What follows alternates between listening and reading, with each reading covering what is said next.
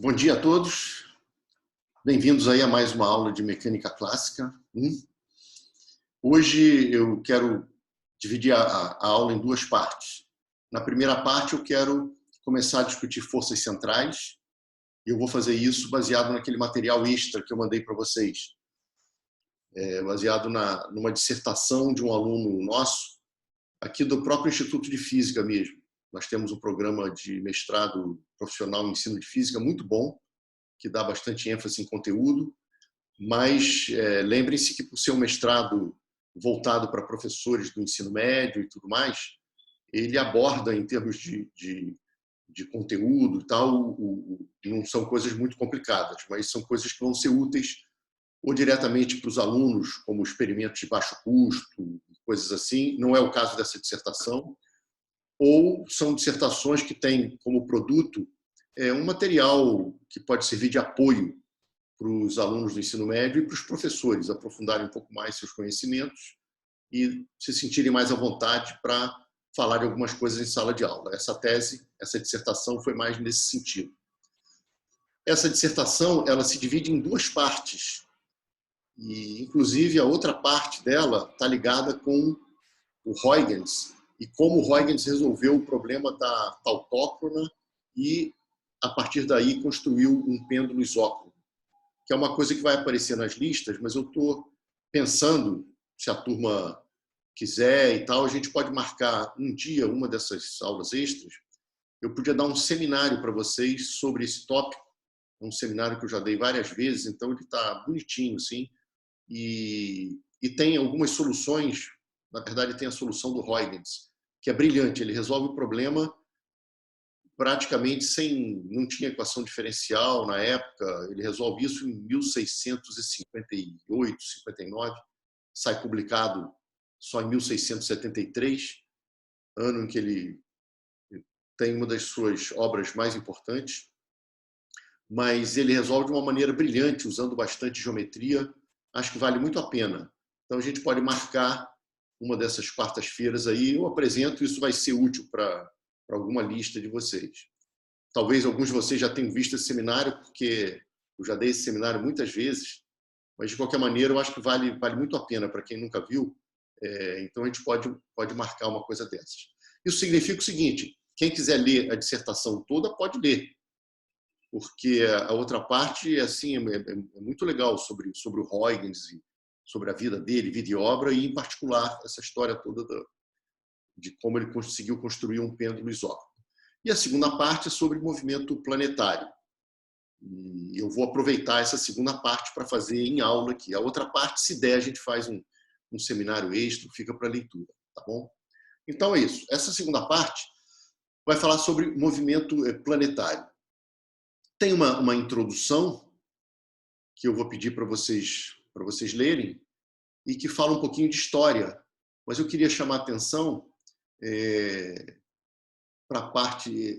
Tem uma correspondência entre o Hooke e o Newton. O Hooke era um cara incrível. Ele trabalhou numa época para a Academia Real, né, em Londres, e ele era um cara, uma espécie de... A tarefa dele era apresentar para os membros da academia experimentos recentes ou experimentos que ele bolasse. Então, ele a cada, sei lá, 15 dias, ou sei lá quanto tempo, de quanto em quanto tempo eram as reuniões, ele tinha que mostrar experimentos recentes ou fazer alguma coisa. Então, ele tem coisas incríveis. O Hooke é um cara incrível. Só que ele não tinha muito conhecimento matemático para atacar certos problemas. E aí não conseguia resolver. E ele e o Newton sempre ficaram meio estremecidos.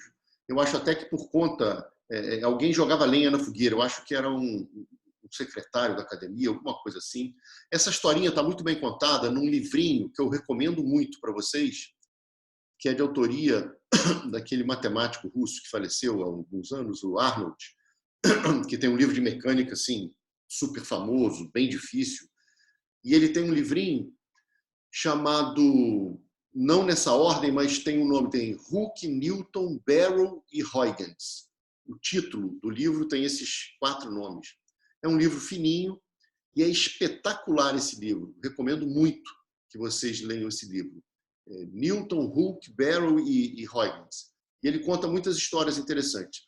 Esse texto inicial aqui é tirado desse livrinho. Então, fala sobre sugestões, cartas entre o Hooke e o Newton, como que o Hooke tinha sugerido coisas para o Newton. E o Newton era um cara que não gostava de citar ninguém, sabe? Parece que quando ele escreveu os Principia, ele sequer citou o Hooke, nenhuma vez ele citou o Hooke. E aí o Halley, que foi, acho que, o cara que financiou lá a publicação dos Principia, ele era amigo tanto do Newton quanto do Hooke. E aí ele tentou convencer o Newton de que o Hooke deveria ter sido citado, porque o Hooke chegou a sugerir para o Newton lei do inverso do quadrado e coisas do gênero, entendeu? Mas o Newton era um desses caras que não gostava de citar muita gente, não. Acabou fazendo uma citação apenas, junto com mais dois caras para diminuir assim, o peso da citação, que eu acho que foi o Hooke, junto com o Vrane, o Christopher Vrane, que era, já falei dele, era um arquiteto que até construiu a Catedral de São Paulo, em Londres e tal, mas era um matemático de mão cheia também, e o outro não me lembro qual foi o terceiro. Foram citados num bloco só. Pois bem, tem aqui esse papo inicial, vale a pena ler, mas eu sugiro bastante que vocês leiam esse livrinho, que é um livrinho pequeno, dá para ler numa tarde, tá certo? Tá aqui, ó. Ele cita o Vrane, o Hooke e o próprio Halley, de uma vez só. Bom, mas a nossa história começa aqui, forças centrais. Então eu quero falar sobre forças centrais. Nós já havíamos começado na discussão passada a falar sobre movimentos multidimensionais, em 2 e 3 dimensões. E eu falei de teorema de momento e impulso, momento angular, de energia, conservação de energia, de modo que vocês já podem tentar resolver vários problemas que vão aparecer na próxima lista. Eu só não mandei a próxima lista ainda, porque vocês estão com muitas tarefas e tem a prova ainda hoje. Mas um caso particular super importante, aliás, um caso é o de partículas carregadas em campos eletromagnéticos. Nós vamos resolver 1 ou 2 problemas sobre isso, que são importantes, simples, mas que são importantes. E um caso particular de extrema importância, por motivos óbvios, são as forças centrais. Então, merece aqui uma atenção especial, por isso que eu mandei esse material extra. Claro que vocês podem ler pela apostila também, tem várias coisas parecidas, mas eu gosto mais dessa sequência aqui, eu acho que ela está um pouco mais didática e com mais detalhes. E tem uma parte que está discutida na apostila, que eu pretendo discutir no curso, perdão, que está discutida nessa dissertação do Diego, e que não está discutida na apostila, que é a parte do tal do vetor de Laplace-Rongelenz, que vai ser mais aí uma constante conservada no problema de Kepler. E também tem a parte de perturbação no problema de Kepler. É a gente considerar alguma outra força além da força inversa do quadrado. Seja ela por conta da influência dos outros planetas num dado planeta, seja ela devido ao achatamento da Terra quando você está analisando o movimento de um satélite, ou mesmo no próprio movimento de um satélite, a resistência do ar, por ele estar ali na atmosfera, enfim. Nós vamos aproveitar essa parte de problema de Kepler para introduzir um pouco a noção de teoria de perturbação, mas de uma maneira muito, muito ainda introdutória. Isso vai aparecer muito mais para vocês em mecânica quântica. Lá vocês vão fazer bastante coisa com teoria de perturbação.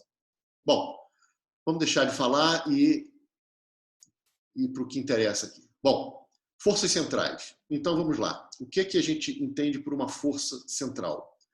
Uma força central é uma força que aponta sempre para um mesmo ponto e que, em geral, a gente escolhe ele como sendo a origem, mas a gente poderia, se quisesse só complicar, escolher a origem fora desse ponto C, que seria o centro de forças, e a gente, por um certo abuso de linguagem, a gente diz que força central é uma força que pode ser escrita dessa maneira, ou seja, esse R chapéu já está dizendo que a força aponta sempre para a origem.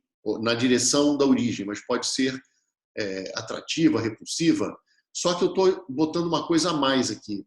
Eu estou dizendo que a componente radial aqui, eu não vou chamar de módulo, porque esse F de R pode ser negativo também, no caso de uma força atrativa.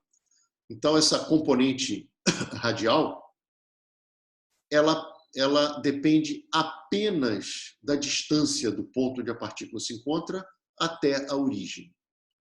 Isso eu digo que é um abuso de linguagem, porque o nome força central, ele sugere apenas que a direção da força esteja sempre para o mesmo ponto, que eu vou passar a chamar de origem daqui para frente, tá bem? Mas não deveria significar ainda que, dependendo da direção, não pudesse depender do ângulo, vamos dizer assim, dependendo da direção. Então, eu poderia botar aqui ainda um F de R, θ e φ, onde R, θ e φ são as coordenadas esféricas, por exemplo, e que se isso tivesse multiplicado por esse R chapéu, ainda assim, a força apontaria sempre na direção da origem. E o nome central, no fundo, estaria dizendo isso. Mas não, é uma nomenclatura, vamos dizer assim, universal. Quando a gente fala força central, além dela apontar para a origem ou para fora da origem, ela tem aqui a componente radial dependente apenas da distância do ponto até a origem. É isso aqui que a gente entende por força central, ok? Bom, a força central, ela tem várias características, tá bem? E deixa eu desligar aqui, diminuir o som aqui do meu celular. Desculpa aqui, eu devia ter feito isso antes. Então, rapidinho aqui. Então, pronto. A força central, ela tem algumas características importantes que eu vou comentar agora. Bom, antes de mais nada, deixa eu só fazer um outro comentário. A partir da lei de Newton, que é o F igual a ma, que aqui está escrita como F igual a dp/dt, eu vou fazer o produto vetorial pelo lado esquerdo, pelo vetor posição lá da partícula que está sofrendo a força F. Então, eu tenho R vetorial F do lado esquerdo e F vetorial dp/dt do lado direito. Só que o R vetorial dp/dt, ele pode ser escrito como ddt do R vetorial P. Por quê? Porque eu escrevo como ddt do produto vetorial, e aí eu teria que subtrair a derivada do primeiro produto vetorial com o segundo. Mas dr dt é velocidade e P é mv. Então, esse produto vetorial aqui, por ser feito entre dois vetores paralelos, ele se anula.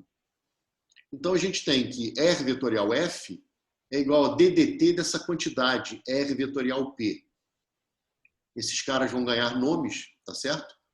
O nome de R vetorial F, aqui na apostila, né, nesse material, está com a letra tal, lá na apostila está com a letra N, para torque, tá bem? Não tem esse probleminha aí de notação, mas esse tal que está aqui é o torque exercido por essa força em relação à origem, e esse R vetorial P, por definição, é o momento angular da partícula. Então, F igual a dp/dt tem o mesmo conteúdo, vamos dizer assim, para o movimento de uma partícula, que torque igual a dl/dt, tá bem? Por que eu escrevi isso? Pelo seguinte, porque toda força central tem torque nulo em relação ao centro de força, que é a origem para a gente escolheu como origem. Isso terá consequências, tá bem? Porque, como o torque é dl/dt, se o torque é nulo, o L é uma constante de movimento. Se ele é uma constante de movimento, o que vai acontecer é que esse movimento vai ser plano. Né? Pega R vetorial mv, você vai ter isso sempre apontando na mesma direção, e R vetorial v define o plano da órbita. Então, a gente tem que, para forças centrais, qualquer força central, não é a de Kepler, eu não estou mais particularizando para Kepler. Kepler vai ser um exemplo muito importante que nós trabalharemos com muito detalhe. Mas a primeira característica aqui é que força central tem torque nulo. E isso faz com que o L seja constante e, portanto, o movimento daquela partícula, ou daquele... Às vezes eu vou falar planeta, porque a gente vai pensar em planetas e tal, ocorre num plano. Já que ele ocorre num plano, e o problema tem até simetria esférica, é bastante natural a escolha das coordenadas. Então, eu vou mostrar um desenhozinho aqui, vamos ver se dá para ficar na tela o desenho e aquelas expressões ali em cima. Eu acho que está num tamanho bom. Então, olha só, eu tenho aqui, vou usar coordenadas polares, o plano do movimento é o plano do papel aqui. Eu tenho o eixo polar, a origem é escolhida no centro de forças, por conveniência. Eu tenho uma trajetória qualquer, eu desenhei aqui uma curva aí, não importa qual seja, eu não especifiquei quem é o meu F, mas eu já tenho certeza, porque eu estou tratando com forças centrais, e por definição, força central é aquela que sempre está atuando ao longo da direção radial. Nesse exemplo aqui, é uma força atrativa, mas ela poderia ser repulsiva e aí eu desenharia uma trajetória diferente. Então, eu tenho a força central. Se a partícula, ou quando a partícula estiver nesse ponto, a força atua na direção radial, nesse ponto também, porque a força é central. Eu estou chamando a minha base polar é o R chapéu e esse φ chapéu, tá certo? O desenho está mostrando aqui como é que eles estão, quais são as orientações desses vetores unitários. Esse aqui é um ponto P genérico da trajetória da partícula, caracterizado, poderia ser por x e y, ou por r e φ das coordenadas polares, que estão relacionadas com as coordenadas cartesianas de forma fácil, né? R cosseno φ dá o x, R seno φ daria o y. Mas a gente vai trabalhar, como eu falei, com coordenadas polares. Então, se a gente pegar as coordenadas polares, a gente vai escrever o vetor posição da partícula como sendo R vezes R chapéu, onde R é a coordenada polar, tá certo? Só que, reparem, o vetor R chapéu e o vetor φ chapéu, eles variam de posição para posição quando a gente varia o ângulo. Se vocês variarem o R chapéu e o φ chapéu continuam os mesmos, quer dizer, com as mesmas direções e tal. Mas se você varia o ângulo, o R chapéu vai mudando, né? E, portanto, o φ chapéu, como está perpendicular a ele, vai mudando também. E aí, se vocês derivarem o R para obterem a velocidade, depois derivarem mais uma vez para obterem a aceleração, vocês vão obter essas expressões daqui. Como é que se obtém isso que está aqui? É só fazer o DDT dessas expressões. Então, por exemplo, no R, o DRDT, que é o V, a gente tem derivada do primeiro pelo segundo, ou seja, DRDT, R chapéu, está aqui, ó, o R ponto. Mais o primeiro, que está aqui, ó, o R, vezes a derivada do segundo. O DR chapéu DT pode ser escrito como DR dφ, dφ dt. O DR dφ está aqui. Perdão, o dφ dt está aqui. E o DR chapéu dφ, ele acaba sendo o φ chapéu. A gente pode até, talvez só aqui, deixa eu botar aqui a mesa, eu já devia ter posto, mas acabei não botando. Então, está aqui. Então, por exemplo, deixa eu entrar na anotação aqui e vamos lá. Então, olha só, o que eu estou falando é o seguinte: se você pega um ponto numa certa posição, o R chapéu está aqui, numa outra posição, ele girou. Então, isso aqui seria o R chapéu num dado instante de tempo. Aí eu quero ver a variação dele quando ele está em outro lugar. Aí eu vou trazer para cá para poder calcular o DRzinho. Então, o que eu quero dizer é o seguinte, eu já vou explicar. Deixa eu primeiro fazer as setinhas aqui. Tá bom. Então, olha só. O que eu quero dizer, isso aqui num dado instante de tempo, eu tenho o R chapéu, e isso aqui seria num tempo T, vamos abusar da linguagem, fazer assim. Isso aqui seria o R no tempo T, mas a partícula se moveu ao longo da trajetória. Então, esse cara daqui é o R mais um certo dr. Então, esse cara daqui é o DR chapéu, tá certo? E o DR chapéu, vocês vão perceber que à medida que esse ângulo daqui é o Dφ, à medida que esse ângulo vai para zero, esse DR fica perpendicular ao R chapéu. Isso a gente já sabia, porque se o R chapéu é um vetor unitário, e o Φ chapéu também, o DDT desses caras só podem ser perpendiculares a eles, porque eles têm módulo constante, no caso são até vetores unitários.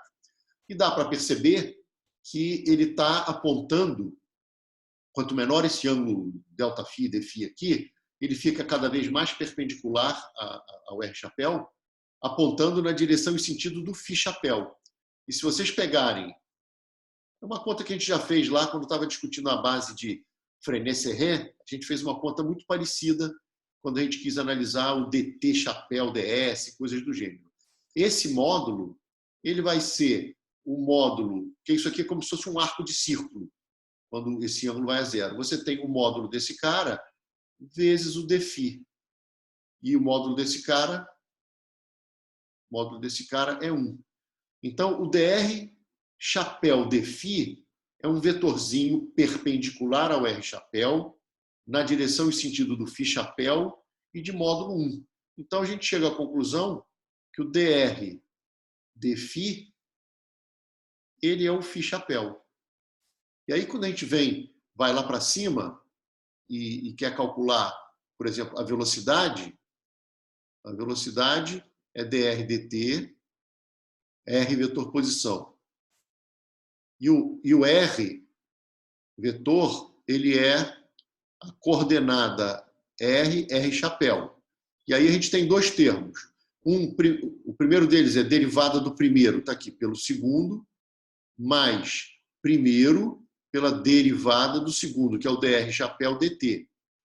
Mas o dr chapéu dt pode ser escrito como dr chapéu dφ dt. E aí, finalmente, com o que a gente escreveu aqui do lado direito, a gente tem R chapéu, esse cara daqui, ó,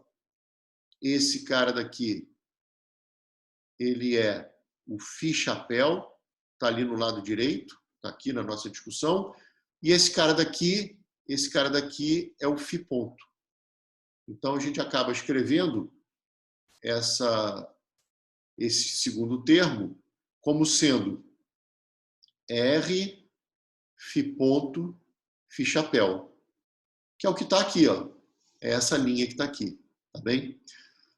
Esse camarada daqui, ó, esse R ponto é a componente radial da velocidade e o R Φ ponto seria a componente V Φ da velocidade. Tá? Nessa dissertação, o Diego escolheu a letra Φ, às vezes as pessoas escolhem a letra θ. Cuidado para não confundir depois, quando a gente trabalhar com coordenadas esféricas, que aí o θ e o Φ podem acabar confundindo vocês.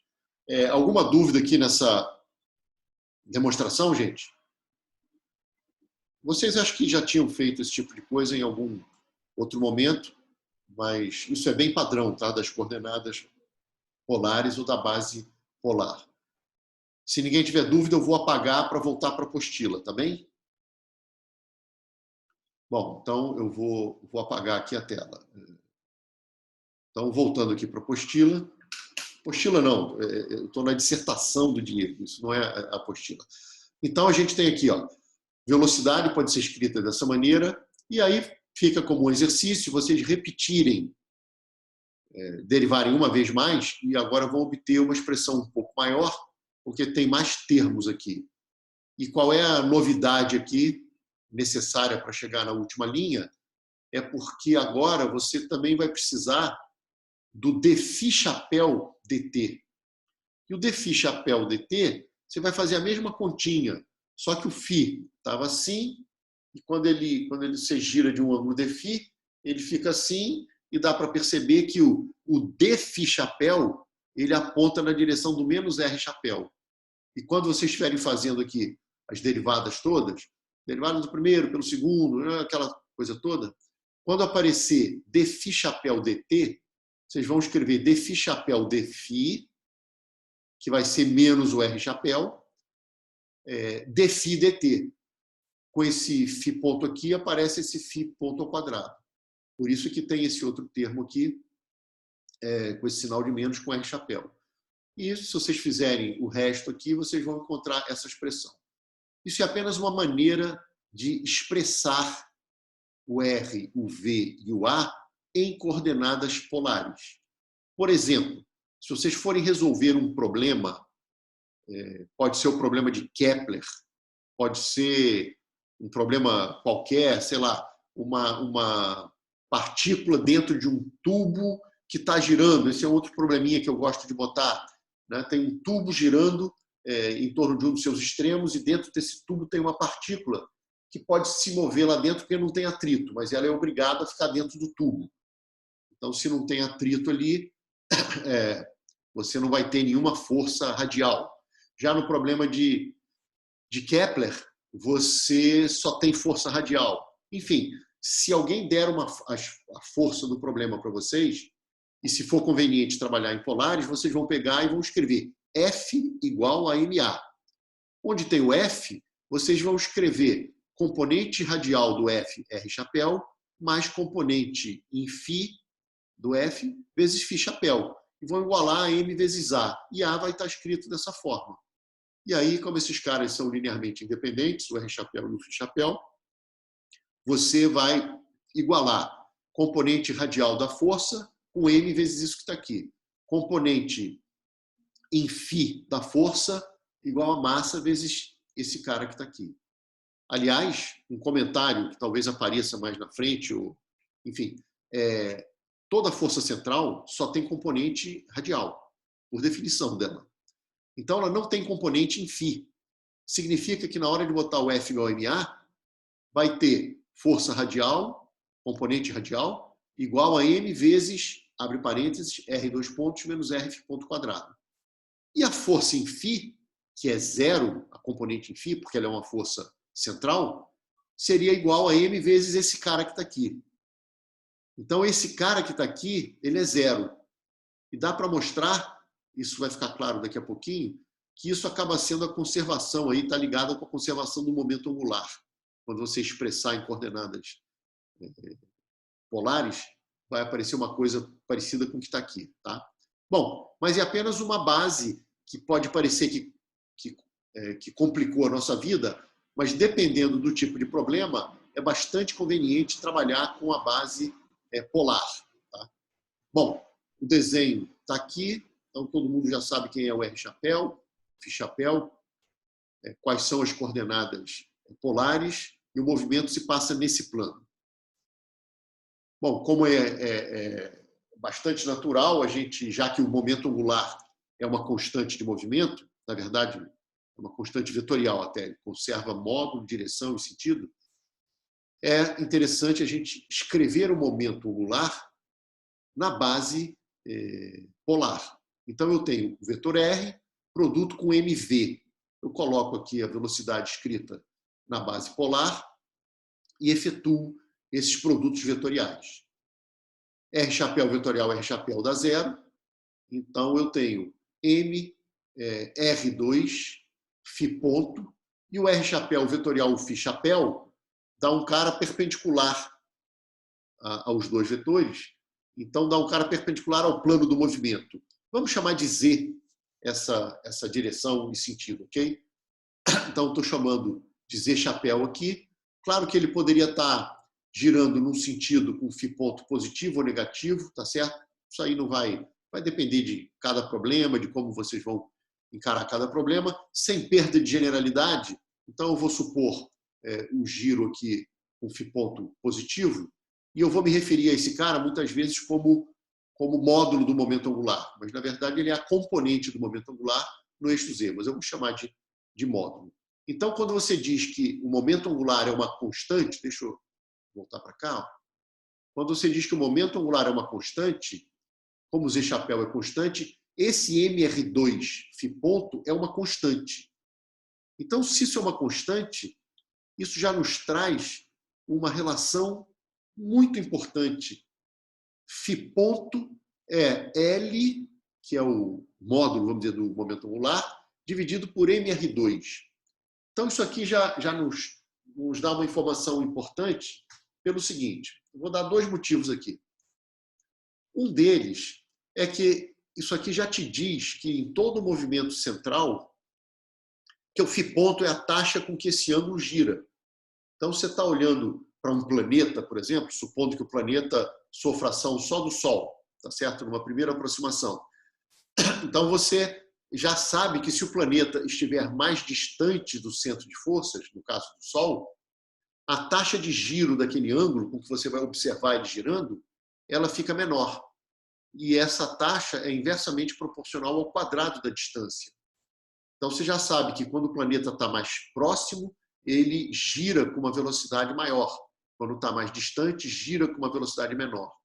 Isso aí vai estar ligado até com aquela lei das áreas, já vai ficar claro para a gente isso. A segunda lei de Kepler, tá certo?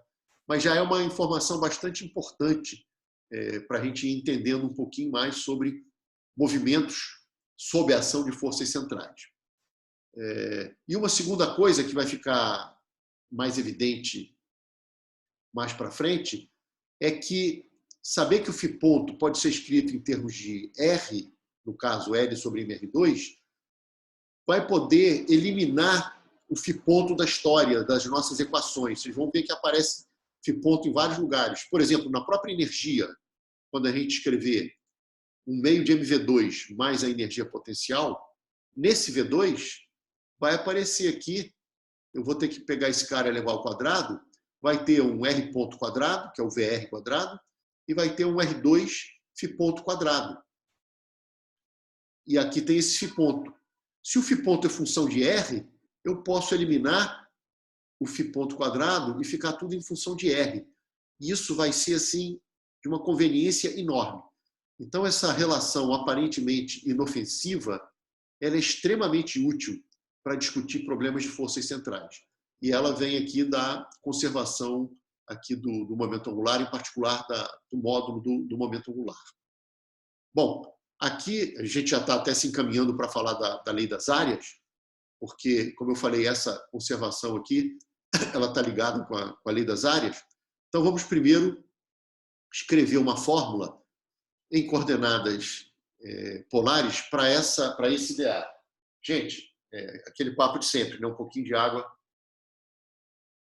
para umedecer aqui a minha garganta. Pois bem, peguem a partícula num ponto da sua trajetória, num certo instante genérico, e deixem passar um intervalo de tempo bem pequenininho, e esse vetor posição ele varreu uma área dA. Obviamente que o meu desenho está super exagerado, para que fiquem claras as coisas, mas essa área dA pode ser pensada, se esse cara é bem pequenininho, como a área de um triângulo, né? Então, é meio da base, que seria, vamos dizer, R vezes dφ, vezes a altura, que seria o R. Então, esse dA vai ficar escrito, né, no limite daquele ângulo do ΔΦ tender a zero, né? Vai ficar, aquele dA é meio de R2 dφ. Isso aqui é a área varrida pelo raio vetor, pelo vetor posição da partícula, em coordenadas polares. Quando eu divido pelo dt, eu quero saber qual a taxa temporal com que a área é varrida pelo vetor posição no movimento de uma partícula sob a ação de uma força central. Isso é que eu quero descobrir. Então, eu tenho o dA dt, ele é meio de R2 dφ dt. Dφ dt é φ ponto. Porém, sob a ação de força central, o momento angular se conserva, em particular o seu módulo se conserva, e isso implica φ ponto igual a L sobre mr2. Então, quando eu faço isso que está aqui, ó, substituo o φ ponto por L sobre mr2, olha que coisa bacana, o R2 cancela e a gente tem uma constante. Ou seja, como consequência direta da conservação do momento angular, em particular do módulo do momento angular, a gente tem que essa velocidade muitas vezes chamada de velocidade areolar. A velocidade areolar, ou seja, a taxa temporal com que o vetor posição varre as áreas ali, né, o dA/dt, é constante. E essa constante está relacionada com o módulo do momento angular da partícula. Essa aqui é a famosa lei das áreas. Tem um desenho aqui, inclusive está ilustrando o seguinte. Se você está mais próximo, né, para que você tenha a mesma área, imagina que você deixa transcorrer o mesmo intervalo de tempo, ΔT. A partícula se encontrava aqui no instante T1, você deixa passar ΔT, ela está no outro ponto, no instante T1 mais ΔT. Lá no instante T2, ela estava bem mais longe, e você deixa transcorrer novamente o mesmo intervalo de tempo ΔT. Então, agora, ela está numa outra posição no instante T2 mais o mesmo ΔT. Pois bem, como vale a lei das áreas, isso significa que a área desse triângulo achurado aqui tem que ser igual a essa área daqui. Como aqui a partícula está mais perto, o ângulo girado aqui tem que ser maior. Tá certo? E a gente sabe que o φ ponto ele é L sobre mR2. Quem está mais próximo tem uma taxa de variação aqui, de varredura aqui. Esse vetor posição gira mais rápido quando a partícula está mais próxima. Então, essas áreas aqui são iguais porque eu deixei passar um intervalo de tempo igual entre T1 e o instante, o T1 mais ΔT, né? E o T2 e o T2 mais ΔT. Okay? Então, essa figura está ilustrando a lei das áreas, que é a chamada segunda lei. Professor, Oi, fala, Lucas. pode repetir como você achou o dA lá em cima? Claro, você faz esse carinha ficar bem pertinho, tão perto quanto você queira. Então, no fundo, é como se você tivesse um triângulo, tá? E esse cara, embora ele seja um R e esse seja um R mais DR, você, numa primeira aproximação, quer dizer, pegando só no limite em que o dφ for a zero, é como se você tivesse um triângulo que você tem R e tem um dφ. Então, você tem a base do triângulo. É claro que você fala, mas o triângulo ele está um pouquinho inclinado aqui. Não é esse carinha, mas quando você pega esse epsilon e tende a zero, esse termo que você vai perder, ele é um diferencial de ordem superior. Então, a área desse triângulo é a área da base, que seria R vezes dφ, vezes a altura, que seria o próprio R, porque essa base aqui fica perpendicular ao R quando esse ângulo vai a zero, vezes um meio, né? Porque a área do triângulo é meio da base vezes a altura. Então, a base seria o R vezes o dφ, a altura seria o próprio R, e tem o meio da fórmula meio de base vezes altura. Aí ficou meio vezes R dφ vezes R. Então, ficou aquela fórmula que a gente escreveu, meio de R2 dφ. Ah, sim, entendi, professor. Tá? Os termos que você está perdendo aqui são termos já com diferenciais de ordem superior a esse primeiro termo aqui. Tá bom? Entendi, valeu. Beleza. Então, nós vimos uma primeira consequência, uma primeira característica das forças centrais, e essa característica conserva momento angular. E ao conservar momento angular, nós tiramos essa relação importante, φ ponto é igual a L sobre mR2, e já vimos até que essa relação está ligada com a segunda lei de Kepler, que é a lei das áreas, tá certo? Então, isso é uma característica muito importante. Força central, movimento é plano, a gente vai para esse plano, escolhe coordenadas polares, origem no centro de forças, e aí tem que saber como escrever posição, velocidade e aceleração nessa base, enfim, e escrevemos também o momento angular nessas coordenadas, e vimos que o φ ponto, né, caía com o inverso do quadrado, e discutimos a lei das áreas. Agora a gente vai discutir uma outra propriedade muito importante das forças centrais, e que é o fato de que toda força central é uma força conservativa. A gente pode ver isso de diversas maneiras, a gente pode simplesmente pegar 2 pontos quaisquer, desenhar um caminho qualquer e pensar no trabalho ao longo desse caminho, de uma força central. E aí, se a gente quer comparar isso com outro caminho, a gente pode aproximar qualquer caminho por uma poligonalzinha, vou chamar de poligonal, em que a gente anda radialmente, depois gira um pouquinho, anda radialmente, gira um pouquinho. Qualquer curva que você desenhe, você pode aproximar ela dessa forma, né? Anda um pouquinho, gira um pouquinho, anda um pouquinho, gira um pouquinho. E aí você vai perceber que sempre que você anda radialmente, tem trabalho realizado, porque trabalho é F escalar dr e a força tem componente radial. Mas sempre que você anda no sentido do φ-chapéu, não tem trabalho realizado, porque a força central não tem componente φ. Então só importa o quanto você anda radialmente. Ora, num caminho aqui ou em outro lugar, como a força é central, o valor dela é o mesmo se ela tiver a mesma distância ali, né? Então você percebe que a integral vai dar a mesma, qualquer que seja o caminho.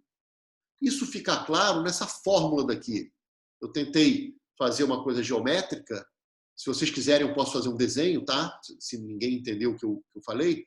Mas aqui também é uma maneira bem rápida de você perceber isso. Olha só. Você tem a integral de F escalar dr. Aqui eu posso fazer com F escalar dr, porque a força depende só da posição.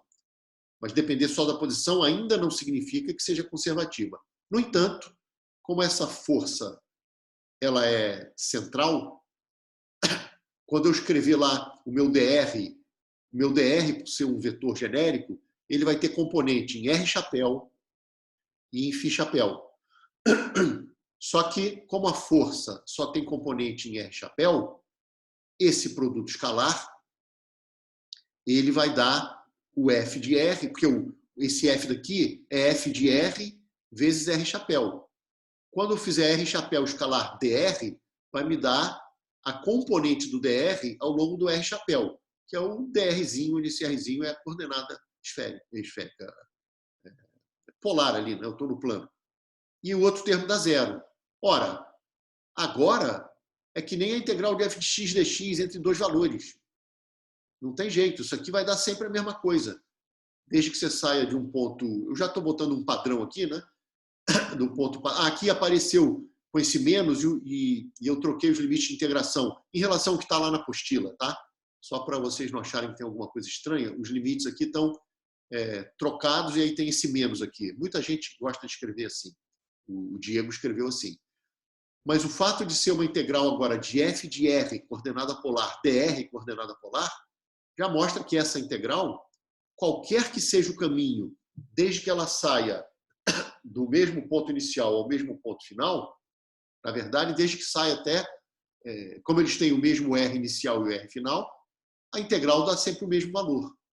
Então, aqui também está mostrado que esse trabalho ele não depende do caminho entre os pontos inicial e final. Ele depende apenas desses pontos. Então, essa força é uma força conservativa. Entendeu? Então, essa é uma propriedade muito importante. Por quê? Porque quando só realiza um trabalho forças conservativas, a energia mecânica do sistema se conserva. Então, nós podemos definir uma energia potencial de tal maneira que a diferença dela é dada, U de B menos U de A é menos o trabalho de A até B, ou mais o trabalho de B até A. Se você escolher lá o ponto padrão, em vez de falar de diferenças, você pode falar da própria energia potencial, e aí o ponto padrão é escolhido convenientemente, aquela história toda. Agora, a gente vê que o F de R é o menos du dr, e no fundo o F é menos gradiente de U, mas quando U só depende da variável R, em polares ou até em esféricas, o gradiente é só menos ddr R chapéu, tá bem? Então, novamente, se você tem a força e eu pedir a energia potencial, você usa essa fórmula e escolhe o teu ponto padrão num ponto conveniente. Em geral, aqui no caso do movimento planetário, a gente vai escolher no infinito. Se, por outro lado, alguém te der a energia potencial e pedir a força, no caso de uma força central, é simplesmente menos DU/dr R chapéu, tá? Que é menos grade U, só que no caso de força central, como ela só depende do R, o menos grade de U é menos DU/dr R chapéu. Então, essa segunda propriedade, gente, ela é muito importante pelo seguinte, porque ela vai nos permitir escrever uma constante de movimento nesse problema, tá? E essa constante de movimento é a energia mecânica. E a energia mecânica aqui, como sempre, é meio de mv2, mais a energia potencial do problema, que em algum momento a gente vai botar aqui como Kepler. Podemos até botar outras também. Agora, a gente vai conseguir fazer uma coisa muito bacana usando aquela relação do φ ponto com o R. A gente vai conseguir eliminar esse φ ponto da história e vai conseguir equações interessantes para o movimento radial, tá certo? E se eu descobrir como é que eu resolvo o movimento radial, se a gente voltar naquela relação que ficou lá atrás, desculpem aqui ficar rodando rápido, se a gente descobrir quem é o R de t, a gente bota nessa equação e integra. E aí tem o φ de t. E ter o R de t e o φ de t significa ter o movimento da partícula. São as equações paramétricas, onde o parâmetro é o próprio tempo, tá certo? Então, são as funções de movimento. Então, nós vamos ver como a gente, em princípio, poderia chegar em equações que nos dariam o R de t, e com o R de t eu teria o φ de t.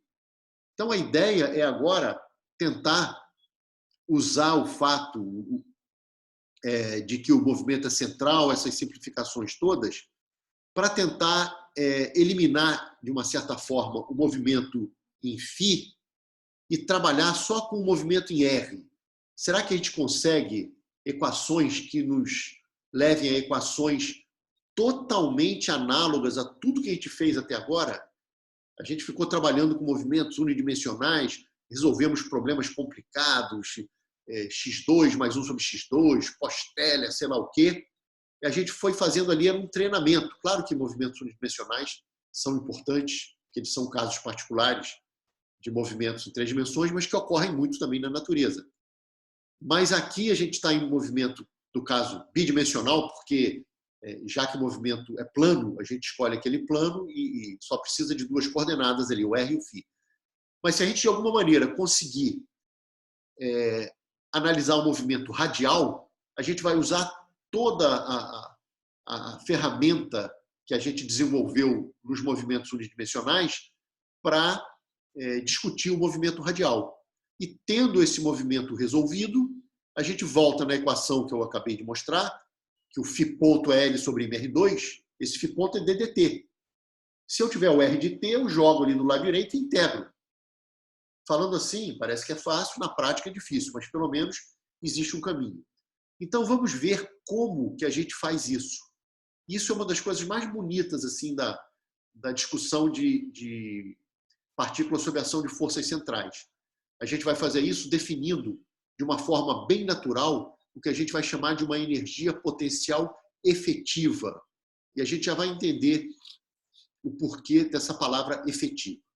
Mas no momento eu quero só que vocês concordem que essa expressão é uma constante de movimento. Ou seja, à medida que a partícula se move sob a ação de uma força central, que é menos grade desse U que está aqui, o seu R varia com o tempo, o seu φ varia com o tempo, então esse termo varia, o próprio U varia, porque se ele é função de R e o R varia com o tempo, ele também varia com o tempo, porém, essa soma que está aqui, da energia cinética com a energia potencial, ela permanece constante durante todo o movimento. Isso é que era ser uma constante de movimento, beleza?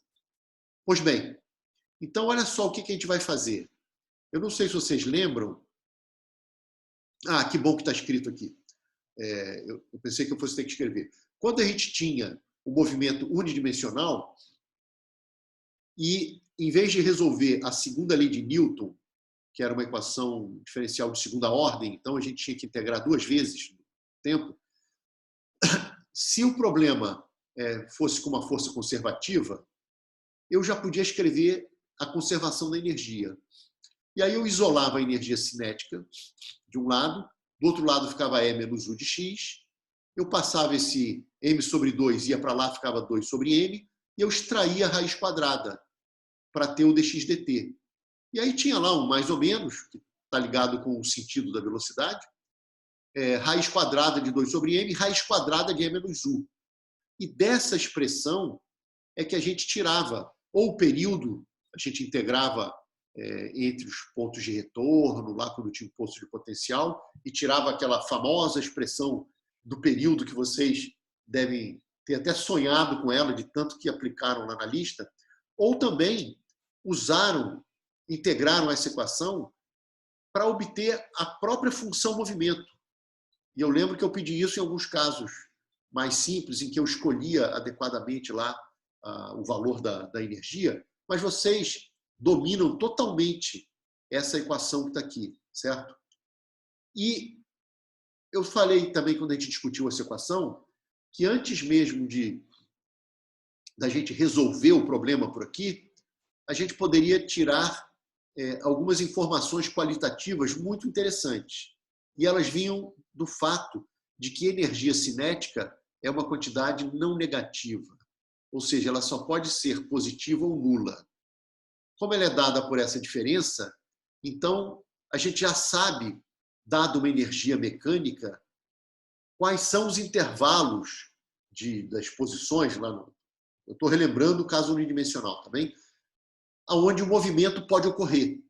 Ele só pode ocorrer para E maior ou igual a U de x. Então, o U de x tem que estar sempre embaixo do E ou pode chegar na interseção.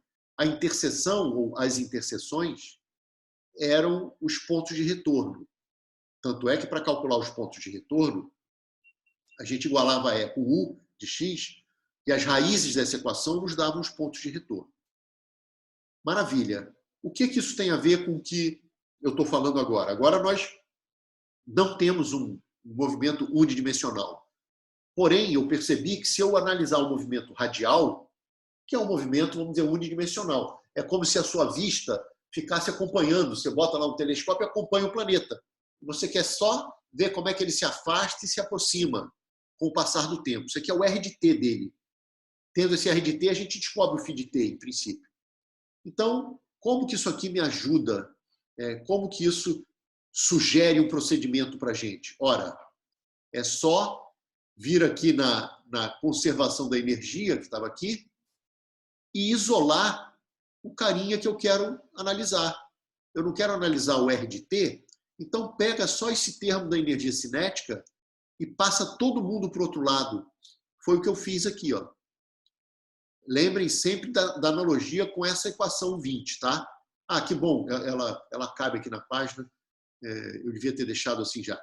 O que eu fiz foi isolei o termo de energia cinética da contribuição radial aqui, o meio de m VR quadrado, em analogia com esse cara. Só que em uma dimensão, isso era toda a energia cinética. Aqui, isso é só um dos termos da energia cinética. Não importa. Passa o resto para o lado de lá. Beleza. E daí? E daí que ficou menos, além da energia potencial, aqui em uma dimensão só tinha isso. Ó. O meio de mx ponto quadrado era energia menos o U. Aqui, o meio de mr ponto quadrado não é energia menos o U. Tem um outro termo, porque era o outro termo da energia cinética, que eu passei para o lado de lá. Mas tem vantagem nisso? Tem. Por quê? Porque pela conservação do momento angular, eu tenho que o φ ponto pode ser relacionado com R. E aí eu substituo isso aqui e eu elimino o φ da história. e aparece uma nova função de R, que não é apenas o U de R, é o U de R mais esse cara que está aqui, ó. Porque quando eu coloco L sobre MR2 eleva ao quadrado, fica L2 em cima, o M2 de baixo com esse M fica M embaixo, fica um R4 embaixo com esse R2 da R2 embaixo, e sobra esse termo que está aqui.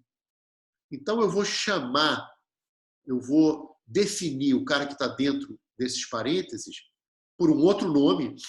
Eu não posso chamar de U de R, porque o U é a energia potencial do problema. Eu estou no problema de Kepler, no problema da gravitação, esse U é o U gravitacional. Tá? O que está aparecendo aqui é que, para você analisar o movimento só em R, você tem que considerar um outro potencial. Ou seja, se você quer fazer a análise que você tinha feito lá em uma dimensão, aqui, qualitativamente, qual é o ponto de retorno em R, o ponto de maior afastamento, de maior aproximação, qual seria o ponto de equilíbrio e tudo mais, não é com o U que você tem que fazer. Porque quando você isola meio de mr ponto quadrado, como tinha aquele outro termo da energia cinética, você passou para lá, eliminou o φ ponto usando essa relação que está aqui, e aí você chama tudo isso de um U efetivo. A palavra efetivo, e ele é dado por isso que está aqui.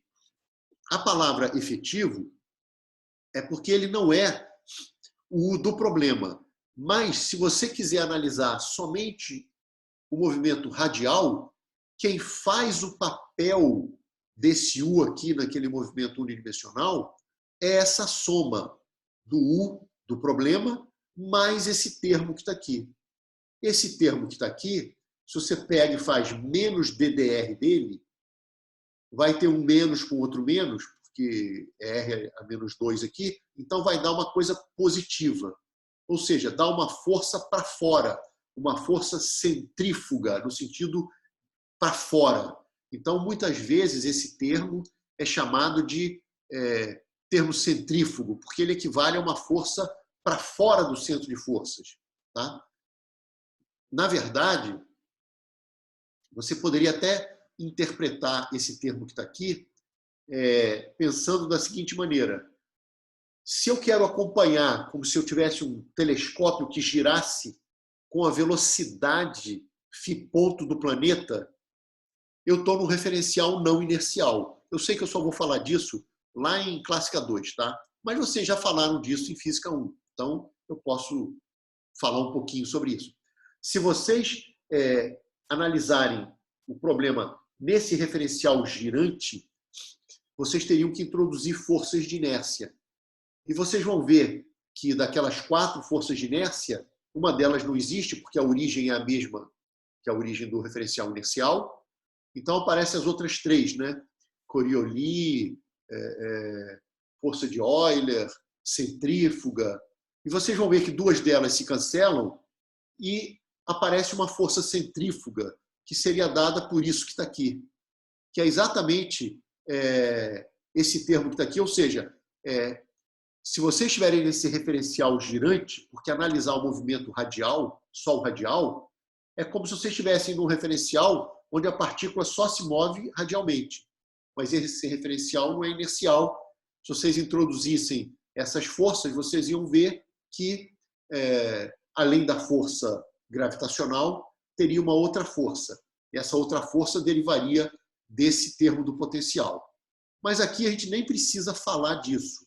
A gente apenas isolou esse cara e, novamente, ele é não negativo. Então, para saber quais são as regiões de movimento clássico permitido, esse E tem que ser sempre maior ou igual ao U efetivo.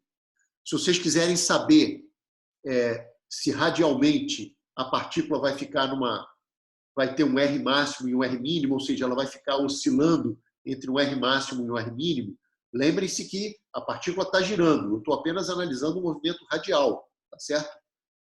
Tem que ter um poço. esse poço não é um poço no potencial de Kepler. Kepler não tem poço. Kepler é menos G, Mzinho sobre R. Você já deve ter desenhado muitas vezes esse menos 1 sobre R aí. Isso não tem poço nenhum. Mas quando vocês somarem com esse camarada, esse U efetivo, ele vai ter um poço. Então, eu vou mostrar um desenho para vocês. Espero que seja por agora. Aqui tem a ver com isso que eu falei, de força efetiva, é só tomar a derivada, mas deixa eu botar um desenho. Eu fiz um desenho genérico, mas eu fiz um desenho genérico. Isso aqui é o U efetivo, tá bem, gente? Isso não é o U do problema. Isso é o U do problema mais L2 sobre MR2. 2MR2, tá bem? Eu fiz um desenho que já é conveniente para mim, porque ele tem um mínimo, e depois tende a zero, e aqui tende a infinito, e tudo isso vai ser conveniente para mim. Porque, na verdade, esse vai ser o caso. Vou até fazer um desenho rapidinho aqui para vocês, só para vocês saberem que esse desenho que eu botei, ele tem um porquê, mas, em princípio, eu estou fazendo uma discussão genérica, tá? Então, eu tenho aqui esse eixo, e aí o meu potencial de Kepler, ele é um potencial assim, porque esse cara, ele vai ser menos uma constante, bom, podia ter posto logo uma constante, tá? Sobre R. Esse aqui é a energia potencial gravitacional. E eu tenho uma outra aqui, que ela cai mais rápido, ela sobe mais rápido também. Esse camarada daqui, ele é o L2 sobre 2MR2. Então, notem que, como a potência aqui é a potência 1 e aqui a potência é 2, esse cara cai mais rápido, mas ele sobe mais rápido. Tem um certo momento que, para R's grandes, ganha o de baixo, quando eu somar esses dois caras. Chega uma hora que ele é zero, ele passa por um zero, e a partir daqui ele sobe, assim. Então, puxa, está super mal feito o meu desenho. Deixa eu tentar fazer de novo. Porque ele vem assim, ó, ele aqui ganha o cara e ele já começa a ficar bem parecido com o de baixo, tá? Bom, desculpa o desenho, mas esse cara daqui, gente, esse cara daqui é que é o U efetivo de R. Ele é a soma desse com esse. E quando eu somei os dois, deu uma figura análoga que eu estou desenhando aqui. Mas, repito, nesse momento, esse desenho que eu fiz aqui, que o Diego fez na tese dele, não representa necessariamente Kepler. Ele poderia ter desenhado um cara mais complicado, com máximo local, com outro mínimo, o que você quiser, só para poder discutir um pouquinho da física da coisa. Mas eu quero que vocês tenham na cabeça o seguinte: para discutir o problema radial, e daqui a pouquinho eu já vou parar para a gente discutir um pouco a sexta lista e a prova, para a discussão do problema radial, este camarada é que é o importante. E tendo desenhado ele, vocês vão poder fazer toda aquela análise, transpor aquela análise que fizeram para o movimento unidimensional para cá. Então, por exemplo, a gente já sabe que a energia ela tem que ser sempre maior ou igual ao U efetivo de R. Por quê? Pois a meio de m r ponto quadrado é uma quantidade que nunca é negativa. Não importa que isso aqui não seja toda energia cinética. Se você chegou à conclusão que isso é E menos U efetivo, isso aqui é sempre maior ou igual a zero, o E menos U efetivo tem que ser sempre maior ou igual a zero. Então, o E tem que ser sempre maior ou igual ao U efetivo. Significa que se eu der uma certa energia, é 1. O movimento só pode ocorrer, nesse caso do E1, entre essa distância do centro de forças e essa distância daqui. Ou seja, radialmente, a partícula vai ficar oscilando entre RP e RA. O P e o A, daqui a pouco eu digo os nomes, tá bem? Agora, isso aqui é um movimento radial. Isso aqui não significa que a partícula está descrevendo um movimento retilíneo na direção radial. Enquanto ela vai e volta, ela está orbitando. Isso aqui é apenas um movimento radial. Mas o movimento só pode ocorrer aqui dentro. Ou seja, a partícula nunca se aproxima mais do centro de forças do que RP e nunca fica mais distante do que RA. Isso para a energia é 1. Se eu der a energia é 0, o que era, no caso unidimensional, quando eu botava a energia no fundo do poço? Patrick, está aí hoje? A partícula permanecia, ela estava em equilíbrio. Ela ficava em repouso, certo? Isso. Aqui, radialmente, ela está em repouso. Mas ela não está em repouso de verdade, porque ela está orbitando. Tá certo? Então, quem é constante é o R. Esse é 0 no fundo do poço, ele está dizendo que o R ponto é que é 0. Aqui o R ponto é 0. Isso que está aqui é um movimento circular uniforme. Eu estou supondo, em toda essa discussão, gente, eu estou supondo que o meu L é diferente de 0, tá bem? Eu estou supondo que o momento angular é diferente de 0. Porque o momento angular igual a 0, aí sim, é quando R e V são paralelos, aí os movimentos são radiais mesmo. Tá? O fato de eu estar com uma força central e discutindo movimentos planetários, eu também posso ter movimentos retilíneos. Vocês já viram na própria lista. Solta alguém do repouso e esse alguém sofre a força de Kepler, o cara vai se dirigir para o centro de forças. É um movimento retilíneo. Tá? Mas eu estou discutindo aqui todos os casos de momento angular diferente de 0. Então, a partícula está girando. O fato desse E0 ser igual ao fundo do poço da energia potencial efetiva diz apenas que a velocidade radial é nula. Então, esse parado aqui, lá em uma dimensão, era a partícula no repouso. Aqui é o repouso radial, vamos dizer assim. Você olhando para a partícula, ela nem se afasta nem se aproxima, mas ela está girando. Tá bem? Então, esse cara daqui é movimento circular, uniforme. Esse aqui é um movimento limitado. Então, esse caso, vai ter um desenhozinho muito bacana aí nessa dissertação. Aqui é um movimento limitado, tá certo? Por que ele é limitado no espaço? Limitado não significa necessariamente fechado, tá? Vai ter um desenho agora que eu vou explicar isso melhor. E deixa eu só botar esse E2 aqui. Nesse caso do E2, o que está dizendo só tem esse ponto de retorno, vamos dizer assim. Aqui, olha, um outro comentário. Nesses pontos de retorno, isso aqui são pontos de retorno. Mas são pontos de retorno para o movimento radial. Aqui, quem é 0 é o R ponto. Mas a velocidade da partícula aqui não é 0, porque ela está girando. Ela apenas parou de se afastar, nesse caso, e começa a se aproximar, e aqui ela parou de se aproximar e começa a se afastar. Então, os pontos de retorno aqui, quem é 0 é o R ponto, não é a velocidade toda da partícula, do planeta. Aqui tem um ponto só de retorno.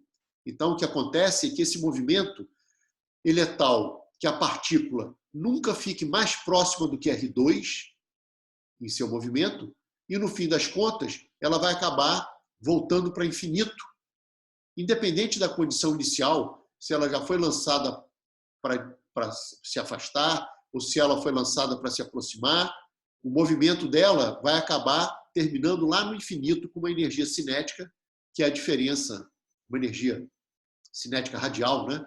Que tem a ver com essa diferença daqui. Então, eu vou passar adiante na apostila, que tem, na dissertação, que tem um desenho muito bacana. Alguém ficou com dúvida no que eu escrevi ou no desenho que eu fiz? Para eu passar adiante, eu tenho que apagar. Tudo bem? Tem alguma dúvida aqui no que eu falei? Então, vou seguir adiante aqui, ó. E olha o desenho que eu vou fazer. Ele está ligado com essa figura que está aí, ó. Então, por exemplo, se eu dou a energia, uma energia tipo, essa energia é 1, que tem esses dois pontos de retorno, RP e RA. O RP é menor do que o RA. Então, eu tracei um círculo com raio RP e um círculo com raio RA, beleza? E o que está me dizendo a análise qualitativa desse gráfico é que a partícula, o planeta, ele só pode ficar com R's acima de RP e abaixo de RA. Ou seja, ele nunca pode entrar na região dentro desse círculo que está aqui, de raio RP. O centro de força está aqui.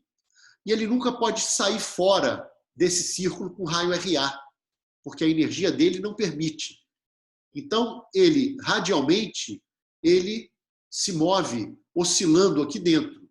Mas ele está orbitando, porque ele tem momento angular. Então, a trajetória dessa partícula é uma trajetória meio complicada, que a gente não sabe como desenhar agora. Eu nem disse quem era o Woody R. Eu falei que se assemelha com Kepler esse problema, qualitativamente, mas eu nem disse que era Kepler. E tudo que vocês podem dizer aqui é que o movimento que vocês vão traçar é um movimento que tangencia o RP, tangencia o RA.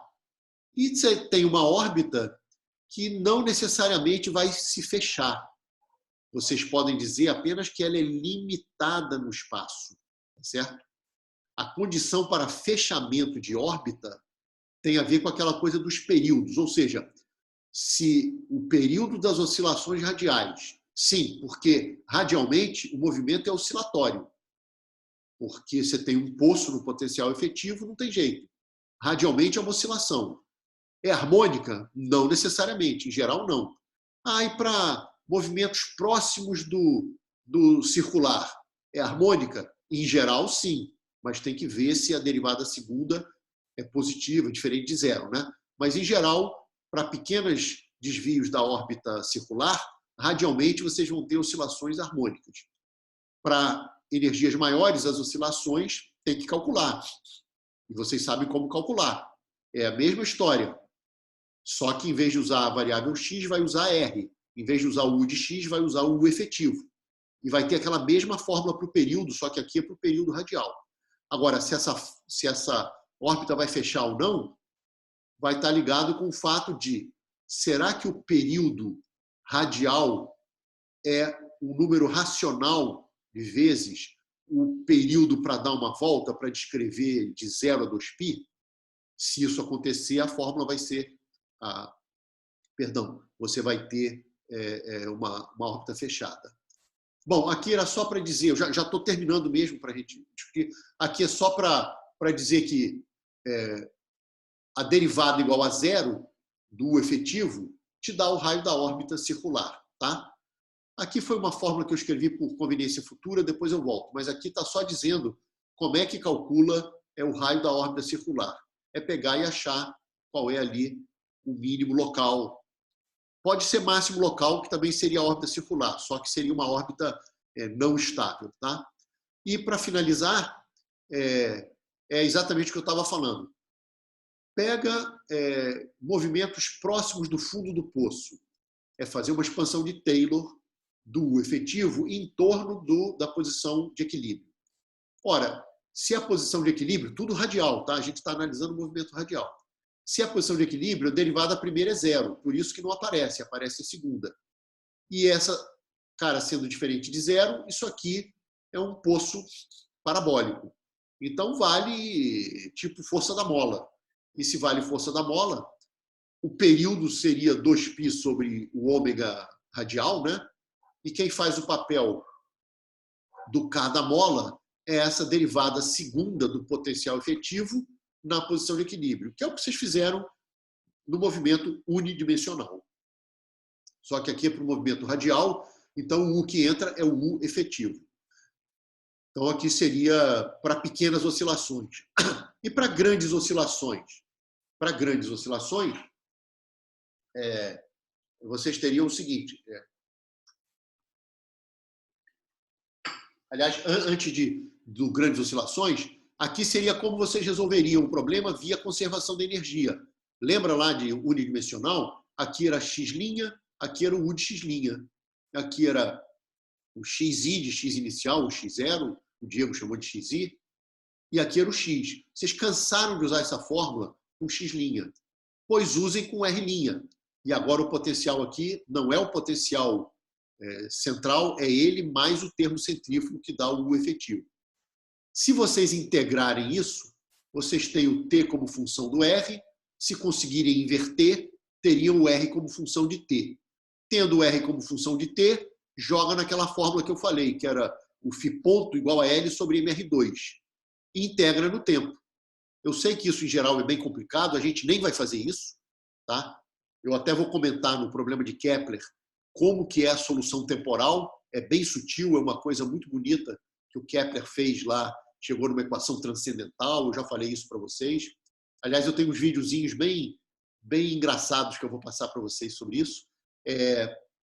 Mas aqui eu estou dando procedimento. Como é que resolve? É que nem resolve os problemas das listas que vocês resolveram. Integra lá a conservação da energia, só que para o R agora é com o efetivo. Só que agora, lá acabava o problema. Tinha lá o x de t. Aqui você descobre quem é o R de t e joga ele na equação para o φ ponto e integra para ter o φ de t. Então esse seria um caminho para resolver o problema. E para finalizar, espero que seja o que vem pela frente, se você integrar esta equação 32 entre os extremos convenientes, que são aquele RP, aquele P é de pericentro e o A é de apocentro. O pericentro é a posição mais próxima e o apocentro é a posição mais distante. Se for da Terra, é perigeu e apogeu. Se for do Sol, é periélio e afélio, entendeu? E por aí vai. Bom, tá aqui. É a última fórmula que eu vou botar antes de mudar de tema. Então, se vocês integrarem convenientemente entre os pontos de retorno, só que são os pontos de retorno do movimento radial. É o R do pericentro até o R do apocentro.